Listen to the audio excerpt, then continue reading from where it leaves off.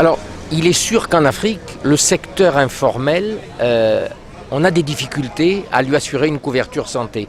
Et il n'y a aucun pays aujourd'hui africain dans lequel on a des expériences qui ont complètement réussi. Il y a plusieurs problématiques. La première problématique, c'est dans un secteur informel, comment percevoir des cotisations. La deuxième problématique, c'est comment sécuriser l'argent une fois qu'on a perçu les cotisations.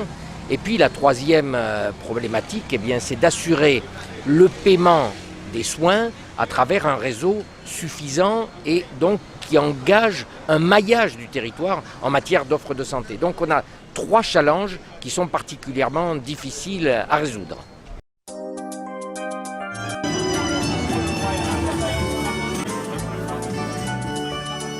Électricien de meneur. Bon, d'abord, il y a l'assurance maladie obligatoire créée par l'État. Et maintenant, il y a une mutuelle des artisans qui est en train de créer. Et je pense que l'État nous couvre à 110%. Ça aussi, vous pouvez utiliser le 110%. Ça veut dire que peut-être qu'on ne fera plus les médicaments, on ne fera plus de frais de cotisation, je ne sais pas. Avec cette mutuelle, comment ça va fonctionner, je veux savoir. Merci. Que tout le monde est reçu au même titre, sur le même pied d'égalité dans une structure sanitaire qu'est le CHU de Boaké. Il n'y a pas de discrimination, que ce soit des races, ethniques, religieuses. Voilà, vous serez reçus comme tout le monde et en tout cas votre prise en charge sera efficace. Mais moi je voudrais qu'on me donne au moins une garantie que lorsque je dépose mon contribuable, au moins à la rigueur, en retour, je ne sais pas, c'est un reçu ou bien peut-être un test qui peut me donner une garantie comme quoi j'ai fait mon versement. Et je voulais avoir cette garantie de l'œuvre. Donc nous quittions aussi. Tout ce qui est protocolaire, régulier, l'artisan n'aime pas. Parce qu'il ne peut pas perdre son temps. Donc les 2 raisons font qu'il reste dans son entreprise. Moi, Ouattara, j'avais mal à la tête. J'ai pris un comprimé sur la route. Et quand mon collègue dit il a mal à la tête, mais tiens, la fille qui est assise au bord de la route, là, je vais prendre un comprimé, il faut prendre la même chose. Et naturellement, il fait la même chose.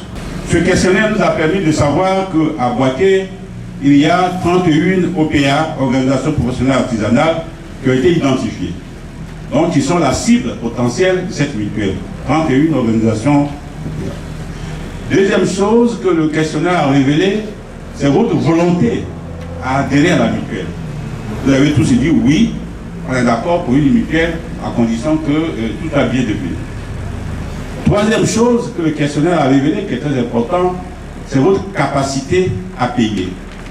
Il y a votre volonté à adhérer, mais ensuite il y a votre capacité à payer. Vous aurez donc une puce orange, avec donc une flotte, c'est la flotte community déjà. Ok, vous bénéficiez des appels gratuits de vous, la flotte community. Et puis donc, on va mettre en place un système de collecte de fonds qui vous permettra donc en toute liberté, partout où c'est en Côte d'Ivoire, de pouvoir déposer vos cotisations mensuelles afin que la mutuelle puisse prendre en compte, donc, peut vous prendre en charge dans les différents hôpitaux où vous allez vous faire soigner.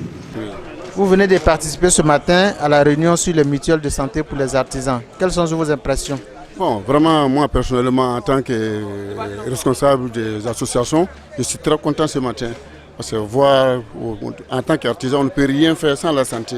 Mais quand l'AVSI, notre partenaire, vient avec la chambre des métiers pour nous mettre dans une mutuelle de santé, nous sommes très contents. Oui. Ma préoccupation, c'est le responsable de Orange Monde. Il avait dit qu'ils vont nous donner des puces et c'est sur ces puces que nous allons payer.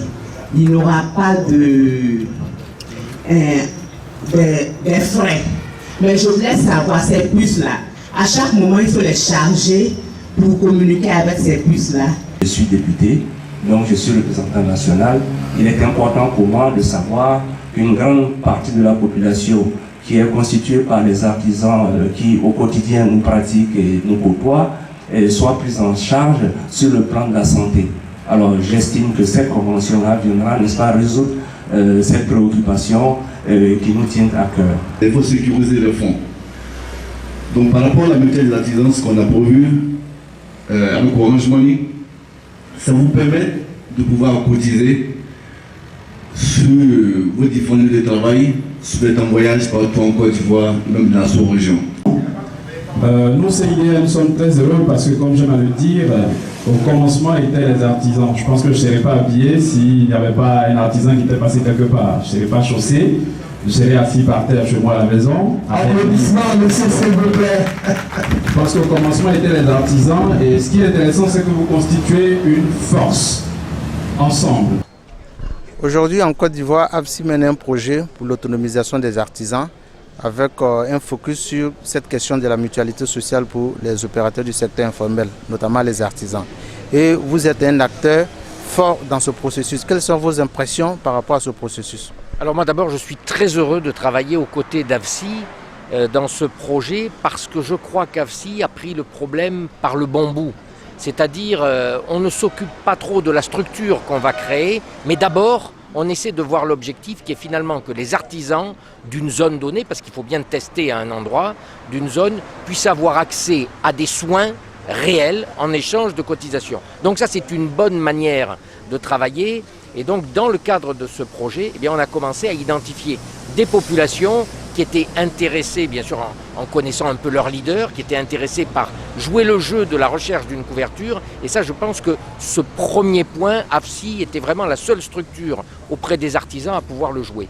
Mais évidemment, il y a encore d'autres défis à relever qui sont en train d'être relevés parce qu'AFSI, autour de son projet, a réuni un certain nombre d'acteurs africains tout à fait compétents et efficaces pour résoudre les problèmes.